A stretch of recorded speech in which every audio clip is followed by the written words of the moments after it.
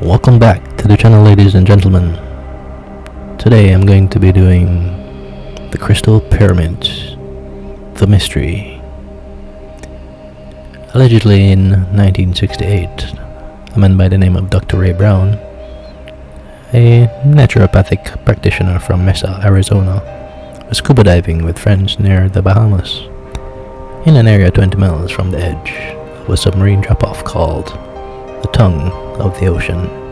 During the dive, Brown became separated from his companions, and in trying to rejoin them, suddenly saw a strange pyramid shape looming up against the aquamarine light. The pyramid was situated 22 fathoms down, stood 120 feet high, with only 90 feet projecting out of the sea floor, shifting sands. Brown was at first struck by how smooth and mirror-like the stone surface of the structure was, the joints between the individual blocks almost indiscernible. Swimming about the capstone, which the Arizona diver thought looked like lapis lazuli, he discovered an entranceway and decided to explore further. Passing along a narrow hallway, Brown finally came to a small rectangular room with a pyramid-shaped ceiling. What was amazing was that the room contained no algae or coral growing on the inner walls. They were completely spotless. In addition, though Brown had brought no flashlight, he could nevertheless see everything in the room perfectly. It was very bright and well lit, but no direct light source was visible. Brown's attention was drawn to a brassy, metallic rod 3 inches in diameter hanging down from the apex of the center, and at its end was attached a many-faceted red gem, which came to a point directly below the rod and gem. Sitting in the middle of the room was a stand of carved stone topped by a stone plate with scrolled ends. On the plate rested a pair of carved metal bronzed colored hands, life-sized, which appeared blackened and burned, as if having been subjected to tremendous heat. Nestled in the hands and situated 4 feet directly below the ceiling rod gem point was a crystal sphere 3.5 inches in diameter. Brown first attempted to pry loose the ceiling rod and gemstone, but neither would budge. Turning back to the crystal sphere, he found it easily separated from the bronze hand holders and left the pyramid with it. As he departed, Brown felt a presence and heard a voice from somewhere telling him never to return. Fearing that his unusual prize might be confiscated as salvage treasures by the US government, Dr. Brown did not disclose the existence of the strange crystal or his experience until 1975, when he exhibited the crystal for the first time. He displayed the crystal only a half a dozen times, but each time witnesses have seen or have been subjected to strange phenomena directly associated with it. Deep inside the crystal, one gazes upon 3 pyramids, one in front of the other in decreasing sizes. Some who go into a meditative state or alpha brainwave state of consciousness are able to see clearly a 4th pyramid in the foreground of the other 3. The significance of the image may have been hinted at by the psychic Elizabeth Bacon of New York in a trance reading on the mysterious sphere. She received the message that the object had once belonged to Thoth, the Egyptian god who allegedly buried a secret vault of knowledge near the 3 great pyramids of Giza at the beginning of time. I'll stick a pin right there because they say Egyptian god, which is a fallacy because there are no gods per se. The pantheon that you refer to as gods in Egypt is really different aspects of the one creator. In the case of Thoth, He represented the aspect of wisdom and record keeping. I digress. One might view this as a record keeper crystal, and 3 as third dimension. Subterranean is a metaphor for the sea of creation, the collective unconsciousness, grid matrix of our reality, the hall of records, or the akasha. Do the positions of the 3 pyramids images in the crystal hold a key in finding a 4th, as of yet unfound subterranean pyramid, that is, the fabled Hall of Records? Not very likely, but the story is laced with metaphors. From the side, the internal images dissolve into thousands of tiny fracture lines, and Brown feels these may be electrical in nature. Some form of a microscopic circuitry, so to speak. From still another angle, and under special conditions, many witnesses have been able to see a large single human eye staring out serenely at them. Allegedly, photographs of this eye have also been taken. Dr. Brown's crystal sphere is the source of a variety of paranormal events. People have felt breezes of ionic winds blowing close by it, cold and warm layers surrounding it at various distances. Others have witnessed phantom lights, or heard voices, or felt strange tingling sensations around it.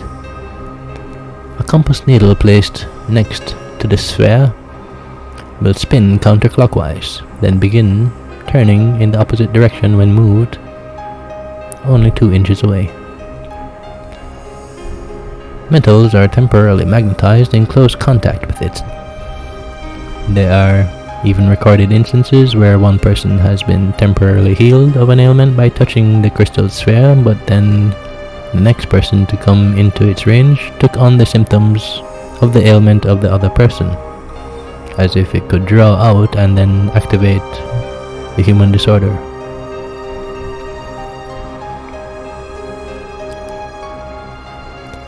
Just what was the purpose of the crystal sphere, and what role it once played in the enigmatic instrument Brown found inside the sunken Bahamian pyramid?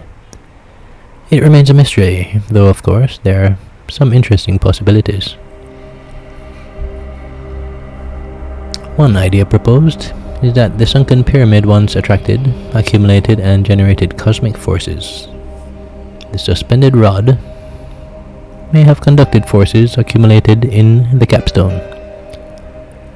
The faceted red gem at its end concentrated and projected their energy to the crystal sphere below it, and the burned and blackened hands showing the evidence of an energy transfer, probably amplified at the release of energies, while the crystal sphere acted as the tuner and broadcaster of the energies. What we know for certain is that the crystal sphere he retrieved from the system is by itself testimony to a most sophisticated technology. For as experts at the Smithsonian Institute in Washington noted, the technology for cutting quartz stone to perfection exhibited in a crystal sphere was not accomplished by the European civilization until after 1900. The crystal pyramid found underwater is a subject of various conspiracy theories and speculative claims. Most popular accounts date back to the Bermuda Triangle, where a supposed discovery of a massive crystal pyramid beneath the ocean has sparked interest and debate. It was claimed to have been discovered in the 70s while Dr. Ray Brown was diving in the Bahamas. He had allegedly found this pyramid diving near the Bimini Road, a submerged rock formation that some believe is connected to Atlantis.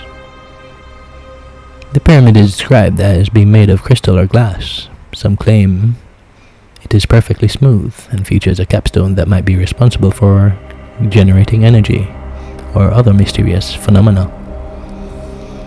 It is described as being larger than the pyramids of Giza, although exact dimensions vary. There is no concrete evidence or verified measures to support these claims. Some suggest that the pyramid is an ancient technology, an ancient generator that acts as a storage facility possibly left by the Atlanteans. Others say it could be linked to extraterrestrial activity due to its advanced construction and mysterious properties, because aliens would have to have been the ones to have done it. Now there is skepticism and a lack of evidence, and therefore mainstream archaeology and science dismiss these claims due to the lack of credible evidence, peer-reviewed studies, or verifiable underwater exploration data. The story, however, remains popular in paranormal circles, even though it lacks scientific backing. Now, mainstream archaeology and science in itself is hard to be trusted because of the blatant lies that they're able to get away with. Videos have been done on the scientific practices of individuals that generate false data in order to prove their hypotheses. This has been done many a time in order to support corporate science. I digress again. Now, the Crystal Pyramid underwater story is intriguing, but it remains in the realm of legend and speculation, despite the numerous claims and the allure of its connection to Atlantis. There is no verifiable evidence to support the existence of such a structure. The scientific community generally regards these stories as unfounded, emphasizing the need for credible evidence and rigorous scientific investigation before drawing any significant conclusions. Therefore, while the idea of an underwater crystal pyramid captures the imagination, it remains unverified and highly speculative claim without substantial proof to back it up. However, the great American seer known as Edgar Cayce gave one of the most detailed descriptions of the Atlantean use of a mysterious instrument called the Great Crystal. He mentioned it many times. He said it was housed in a special building, oval in shape, with a dome that could be rolled back, exposing the crystal to the light of the sun, moon, and the stars at the most favorable time. The interior of the building was lined with non-conducting metal or stone, similar to asbestos or bakelite, a thermosetting plastic. The crystal itself, the Tuaoi stone, or firestone, was allegedly an Atlantean power crystal. It was huge in size, cylindrical in length, and prismatic in shape, cut with 6 sides. Atop the crystal was a movable capstone, used to both concentrate incoming rays of energy and direct currents to various parts of the Atlantean countryside. It appears the crystal gathered solar, lunar, stellar, atmospheric, and earth energies as well as unknown elemental forces and concentrated these at a specific point, located between the top of the crystal and the bottom of the capstone. The energy was said to be used for various purposes. In the beginning, was used purely as a spiritual tool by initiates who could handle the great energy. The early Atlanteans were said to be peaceful people. As they developed more physical material bodies, they used the crystal to rejuvenate their bodies and were able to live for hundreds of years while maintaining a youthful appearance. Later, the Great Crystal was put to other uses. Currents of energy were transmitted throughout the land like radio waves, and powered by these. Crafts and vehicles traversed the land, through the sky, under the sea, at the speed of sound.